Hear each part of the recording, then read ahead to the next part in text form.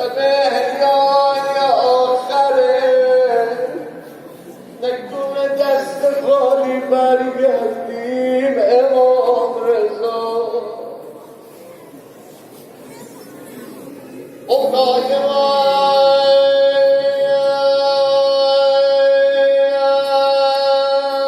به ناامیدی از این در نمیروم هرگز. دلهای آماده به ناامیدی از این در نمیروم هرگز. اگر جواب نیامد دوباره در بزنم، اگر جواب نیامد دوباره در بزنم. خودت به میوه دلت فرمودی جواد جون همیشه از در بزرگ رفت آمد کن تا فقرا دستشون به تو برسه، تا مساکین دستشون به تو برسه. ناامید نشم.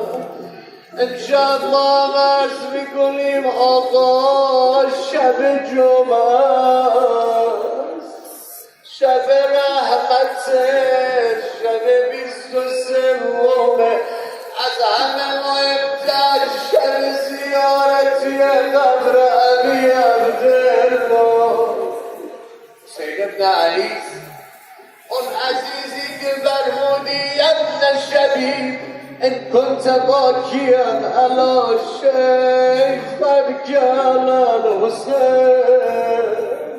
نمیدونم این اسم با دلها چه کرد. عزیز و مقدوم خودم دلها رو آماده کردم، انشالله در میت ایشون و همه عاشقا به همین زودی بریم کنار اون قبر 6 گوشه. دلها آماده است. حالا میخوام روزه بخونم، امیدوارم انشالله لاله داران لاله بزنم، دلهای آماده ارزدن کنم. نیمه شب بدن علی رو برداشتم، نیمه شب بدن همسرش رو برداشتم، اما برداشتم بدن نیمه دلش امام حسن ولو تیروارون شد ولی برداشتم. آماده ای؟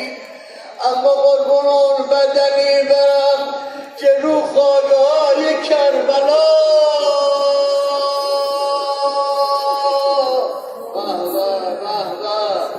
رو خاک‌های کربلا بگم اون بدنی که سر نداشت، بدن پاره پارد. ای وای ای وای، الحمدلله فضا معنویتش بیشتر شد. های امام رضا شما عنایت کنید آقا.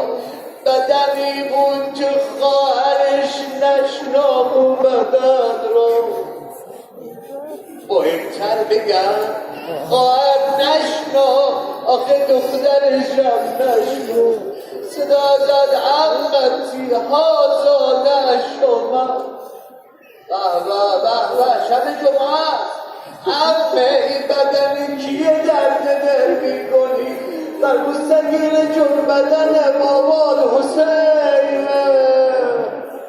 همه بگید حسین.